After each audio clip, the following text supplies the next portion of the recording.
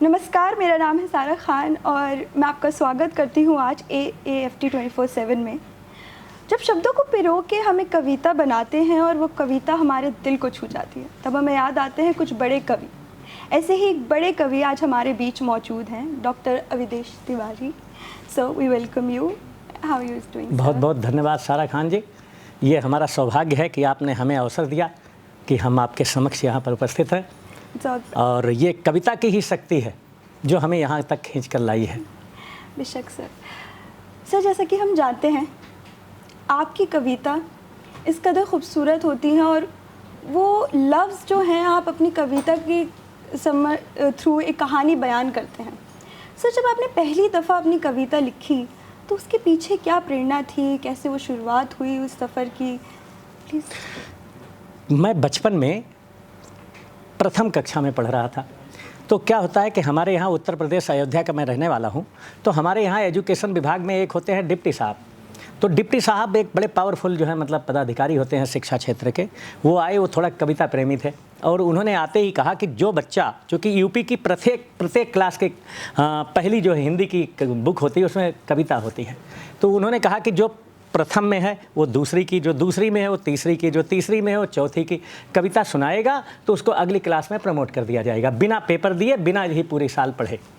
तो ये बात हमें बहुत अच्छी लगी। हमने उसको दूसरे दिन याद किया और आकर के सुनाया, और सुनाते ही क्या हुआ कि मैं अगली कक्षा में प्रमोट कर दिया गया। तभी से मुझे लगा कि जब एक कविता सुना करके बिना पढ़े हुए हम एक क्लास जो है आगे जा सकते हैं, तो आने वाले भविष्य में इस कविता द्वारा हम बहुत कुछ प्राप्त कर सकते हैं। और वो आज बिल्कुल जो है वही फलीभूत हो रहा है कि मुख्यमंत्री सामने बैठे होते हैं, हम ऊपर बैठे होते हैं। तो ये महत्वपूर्ण पॉइंट होता है। आज भी आपने देखा कि आपके जो है चेयरमैन साहब नीचे बैठे हुए थे, हम ऊपर बैठे हुए थे। तो ये सम्मान कविता का है, मेरा सम्मान नहीं है, व्यक्ति का सम्मान नहीं है, और सम्मान कविता का है।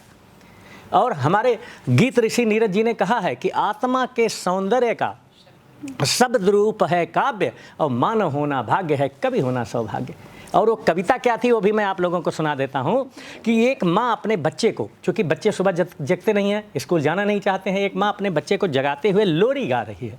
क्या लोरी है वो सुनिए कि उठो लाल अब आँखें खोलो, पानी लाई हूँ मुँह धो लो, बीती रात कमल दल फूले, उनके ऊपर भंवरे झूले, चिड़िया चहक उठी पेड़ों पर, बहने लगी हवा अति सुंदर, इतना अच्छा समय न खोओ, मेरे प्यारे अब मत सो, मेरे प्यारे अब मत सो। इतनी बढ़िया लोरी सुन करके बच्चा उठ जाता है, स्कूल चला जाता है, पढ़ने लगता है, पढ़ लिख करके अवधेश तिवारी बनता है। जी बिल्कुल सर, जैसा कि आपने बताया इतने बचपन में ही आपने अपनी कविता का सफ़र शुरू कर दिया था, तो आपके हिसाब से एक अच्छी कविता में क्या क्या होना ज़रूरी है? एक अच्छी कविता किस तरह बनती है? एक कविता हमेशा संदेश वाली होनी चाहिए।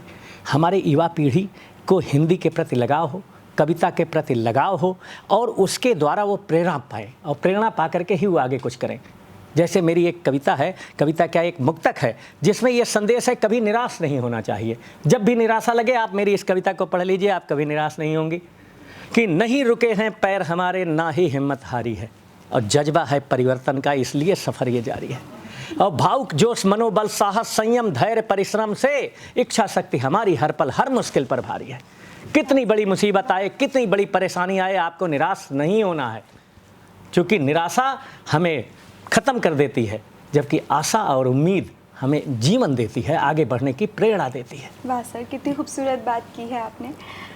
इसी के साथ आपने बात करी नई युवा पीढ़ी की। सर, नई युवा पीढ़ी आ रही है, लेकिन अब डिजिटल फास्ट वर्ल्ड में कविताओं का आपको क्या ऐसा लगता है कि कविताएं कहीं पीछे छूटती चली जा रही हैं? बिल्कुल नहीं, बिल्कुल नहीं ना, मुझे लग रहा महत्व बढ़ रहा है।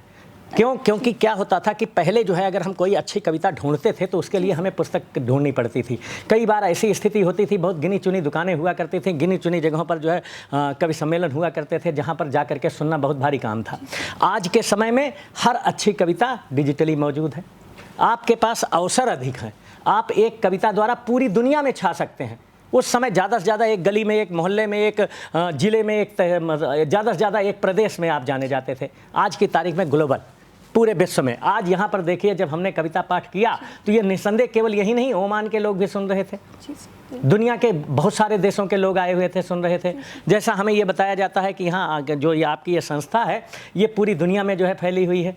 संदीप मारवाह जी कई देशों के जो है मतलब ग्लोबल जो है राजदूत हैं, एम्बेसडर हैं, कल्चरल एम्बेसडर हैं। तो आप समझिए कि ऐसी संस्था से जुड़ने के बाद तो क्या हम जो है केवल नोएडा तक सीमित रहेंगे, पूरी दुनिया में जाएंगे।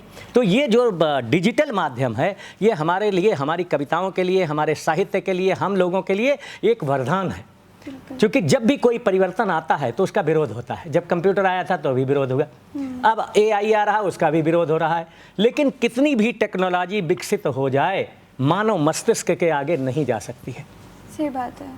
जैसे कि अब लोग AI को लिख के बिल्कुल लिखने लगते हैं कविताएं, लेकिन वो जो दिल से जुड़े हुए भाव हैं वो कहाँ से आएंगे? आप ये जानिए कि जो भाव मन में उत्पन्न होते हैं, उनको जब उकेरा जाता है तो आप ये मान कर चलिए कि जिस तरीके से एक जननी अपने बच्चे को जन्म देती है, जितनी प्रसव पीड़ा सहन करती है, उससे कहीं ज़्यादा पीड़ा जो है एक कवि या एक कवयित्री अपने मस्तिष्क में तो सहते हैं, तब जा कर के वो एक कविता या एक गीत बनता है। सही बात है।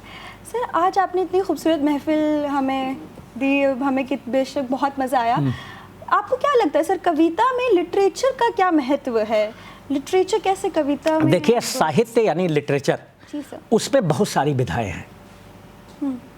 साहित्य एक समुद्र है, जबकि कविता एक उसकी धारा है, एक नदी है, या कह सकते हैं एक लैगून है। यहाँ पर बात ये आती है कि अगर हमें साहित्य की हर विधाओं में जाना है, हर विधा महत्वपूर्ण है, हर विधा अपनी जगह रखती है, लेकिन कविता जो है वो भावों को जन्म देती है। एक कहानी आप पढ़िए, एक कविता पढ़िए, आपको दोनों में अंतर महसूस होगा। कविता समझने के लिए दिमाग लगाना पड़ेगा, लेकिन दिल भी साथ साथ जरूरी होता है। कहते हैं जहाँ न पहुँचे रवि, वहाँ पहुँचता कवि, क्योंकि कवि जो होता है वो कल्पनाओं में जीता है। बल्कि कई लोग कहते हैं कि कवि तो आधे पागल होते हैं।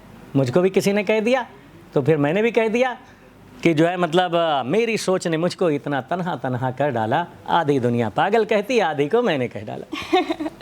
और उन्हें कहें हम क्या, कुछ जिनको समझ नहीं कुछ आना है, और जो समझें उनसे क्या कहना, उनको क्या समझाना है। जो समझदार है कविता उनके लिए है, या जो समझना चाहते हैं उनके लिए है। आंख बंद कर लेने से अंधेरा थोड़ी हो जाता है। जो समझना ही नहीं चाहेगा उसको आप कैसे समझा सकते हो? आप लोग स्टूडेंट हो, आप लोग विद्यार्थी हो, आप लोग पढ़ते हो, जो नहीं पढ़ना चाहेगा क्या ज़बरदस्ती उसको पढ़ाया जा सकता है? बिल्कुल सर। तो कहने का मतलब यही आता है कि साहित्य, कविता, गद्य, कहानी सब अपनी अपनी जगह महत्वपूर्ण स्थान रखते हैं, लेकिन कविता सीधे दिल को छूती है। और आपको पता है कि दिमाग कई बार जो है मशीनी बन करके निर्णय लेता है, वो जो है संबंधों को नहीं समझ पाता है, लेकिन कविता संबंधों को समझती है, कविता संबंधों को जोड़ती है, कविता परिवार को जोड़ती है, कविता देश को भी नेतृत्व देती है। आपको एक उदाहरण बताते हैं कि एक बार पंडित जवाहरलाल नेहरू और राष्ट्रकवि दिनकर जी संसद के गलियारों में साथ साथ जा रहे थे। अचानक नेहरू जी का पैर फिसला और तुरंत दिनकर जी ने उनको संभाल लिया।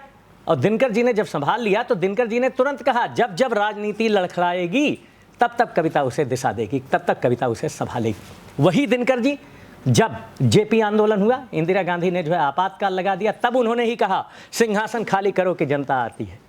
यानी कविता समय की मांग है। सही बात है। आपको याद होगा, इतिहास में ले चलता हूँ 1 मिनट के लिए, कि जब चंद्रबरदाई जानते थे, पृथ्वीराज चौहान शब्दवेदी बाण जानते थे कि शब्द की आवाज़ पर सुनकर बाण मारते थे। उन्होंने वहाँ पर मोहम्मद गोरी, गजनी में जाकर के मोहम्मद गोरी को समझाया कि शब्दवेदी बाण जानते हैं, शब्दों की आवाज़ पर उसको विश्वास नहीं हुआ। उसने कहा कि हम चेक करेंगे। बोले चेक करो। उनकी आंखें फोड़ दिया पृथ्वीराज चौहान की, और ऊपर बैठा, ऊपर बैठ करके वहाँ से आवाज़ दिया। तुरंत चंद्रबरदाई ने कविता 2 पंक्तियां बोली थी कि 4 बांस 24 गज अंगुल अष्ट प्रमाण, ता ऊपर सुल्तान है मत चूके चौहान। क्या हुआ कि उनकी वही बात से, उसी से दूरी का अंदाजा हुआ। पृथ्वीराज चौहान ने बाण मारा और जो है मोहम्मद गोरी की डेथ हो गई, कहने का उसकी मृत्यु हो गई। उसका सबसे बड़ा कारण यह है कविता है। उस कविता में उन्होंने माप दे दिया। आज भी तुलसीदास जी ने जो इसमें हनुमान चालीसा में कह दिया है, सूर्य की दूरी नापी हुई है, वो दूरी नासा बिल्कुल एक्यूरेट बता रहा है। ये तो बिल्कुल सच। तो अब आप ये देखिए कि कविता, आप एक चीज़ और देख सकती हैं कि भारत में जो पंचांग बनता है उसमें जो आज के 1000 साल बाद भी जो सूर्य ग्रहण या चंद्र ग्रहण बता दिया गया है, नासा उतना एक्यूरेट आज भी नहीं बता पा रहा है। जी सर। और जो हमारे पूर्वज हैं उन्होंने सब कुछ कविताओं में लिखा हुआ, हमारे सारे वेद जो है मतलब श्लोकों में है। जी सर। सारा ज्ञान श्लोकों में है, सारा ज्ञान चौपाइयों में है। तो अब आप यही समझिए कि जो है भारत श्रेष्ठ था, श्रेष्ठ है, श्रेष्ठ रहेगा। बिल्कुल सर। सर जैसे कि आपकी कविता हमारे दिल को छू जाती है, बिल्कुल वैसे ही। सर इतने वक्त से आप कविता लिख रहे हैं, आपकी अपनी कौन सी सबसे पसंदीदा कविता है और ऐसे कौन से कवि हैं जो आपको अपने अलावा बहुत पसंद है? मुझे सबसे ज़्यादा रामधारी सिंह दिनकर जी पसंद है। मैं उनका बहुत बड़ा प्रशंसक हूँ। उनकी हर रचना मुझे दिल को छू जाती है। उन्होंने वीर रस लिखा, उसमें भी सबसे ऊंचाइयों को गए। श्रृंगार लिखा, उसमें भी सबसे ऊंचाइयों पर गए। और उनको ज्ञानपीठ पुरस्कार मिला, सब कुछ मिला। और उनकी 2 पंक्तियां हम आपको सुना रहे हैं। मनुष्य और सर्प कविता उन्होंने लिखी है एक रश्मि रथी बुक में। रश्मि रथी में लिखी है क्या है कि हम आप लोगों को सुनाते हैं वीर रस की रचना, बहुत अच्छा सा लगेगा कि चल रहा महाभारत का रण, जल रहा धरित्री का सुहाग, फट कुरुक्षेत्र में खेल रही नर के भीतर की कुटिल आग, बाजियों गजों की लोथों में गिर रहे मनुज के छिन्न अंग, बह रहा चतुष्पद और द्विपद का रक्त मिश्र हो एक संग, गत्तर गहरे सुघड़ भूधर से लिए रक्त रंजित शरीर थे, जूझ रहे कौनते कर्ण चौचड़ करते गर्जन कबीर, दोनों रण कुशल धनुर्धर, दोनों संबल, दोनों समर्थ, दोनों पर दोनों की अमोक्ति, बिसिक बृष्टि हो रही व्यर्थ, इतने में सर के लिए कर्ण ने ज्यों देखा अपना निसंग, तरकस में से फुंकार उठी कोई प्रचंड विषधर भुजंग, कहता कि कर्णमय अश्वसेन विस्तृत भुजंगों का स्वामी हूं, जन्म से पार्थ का शत्रु परम तेरा बहुविधित कामी हूं, बस एक बार कर कृपा धनुष पर चढ़ श्रव्य तक जाने दे, इस महाशत्रु को अभी तुरंत सिंदन में मुझे सुलाने दे, कर बमन गरल जीवन भर का संचित प्रतिशोध उतारूंगा, तू मुझे सहारा दे बढ़कर मैं अभी पार्थ को मारूंगा। वाह। राधे जरा हंसकर बोला, रे कुटिल बात क्या कहता है, जय का समस्त साधन नर का अपनी बाहों में रहता है, तेरी सहायता से जय तो मैं अनायास पा जाऊंगा, पर आने वाली मानवता को अपना क्या मुख दिखलाऊंगा, संसार कहेगा सुकृत का कर्ण ने छार किया, प्रतिभट के बद के लिए नीच ने सर्प का सहाय लिया, अर्जुन है मेरा शत्रु किंतु वह सर्प नहीं नर ही तो है, संघर्ष सनातन नहीं शत्रुता इस जीवन भर ही तो है, अगला जीवन किस लिए भला तब हो द्वैसांध बिगाड़ू मैं, सांपों की जाकर सरल सर्प बन क्यों मनुष्य को मारूं मैं, जा भाग मनुष्य का सहज शत्रु मित्रता ने मेरी पा सकता, मैं किसी हेतु भी यह कलंक अपने पर नहीं लगा सकता, मैं किसी हेतु भी यह कलंक अपने पर नहीं लगा सकता। सर आपके पास इतनी नॉलेज है कविताओं की, आपने हमें इतनी सारी इतनी प्यारी प्यारी कविताएं सुनाई, इनके इतने भारी मतलब हैं जो आजकल की युवाओं को सीखने चाहिए। तो आखिर में, इस इंटरव्यू के आखिर में, आप आज के अपकमिंग युवा जो हैं, जो राइटर्स बनना चाह रहे हैं, कवि बनना चाह रहे हैं, उनके लिए छोटी सी कोई एडवाइस अगर देना चाहें तो? क्या है कि हम यही कहना चाहेंगे, कभी निराश नहीं होना है, आशा और उम्मीद का दीपक हमेशा जलाए रखें, परिश्रम से कभी नहीं घबराना है, लेकिन मर्यादा और अनुशासन भी होना चाहिए। भगवान राम मर्यादा पुरुषोत्तम केवल इसीलिए कहलाए, मर्यादा और अनुशासन संग स्वेद बहाकर करना श्रम है, कुछ करने के योग्य नहीं हो भावुक मन से हरना भ्रम है, और जीवन के इस सम्रांगण में विजय श्री यदि पाना है, यदा कदा ही नहीं सर्वदा करना कठिन परिश्रम है, करना कठिन परिश्रम है, और अगर चाहते हो जीवन में मिले सफलता का सिंहासन, मर्यादा में रहना सीखो, करो सदा पालन अनुशासन। डिसिप्लिन इकलौता वर्ड है जो 100% गारंटी देता है। अगर ABCD को नंबरिंग में जोड़ करके देखेंगे, 100% अगर किसी में आएगा तो केवल डिसिप्लिन में आएगा, अनुशासन में आएगा, बाकी कहीं नहीं आएगा।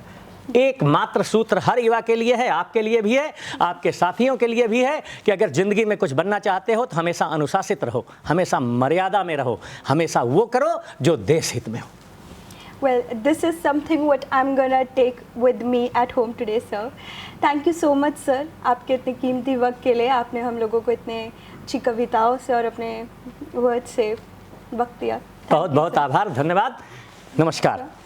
Thank you so much, sir. And for more such insightful conversation, don't forget to follow AAFT 24/7 Noida.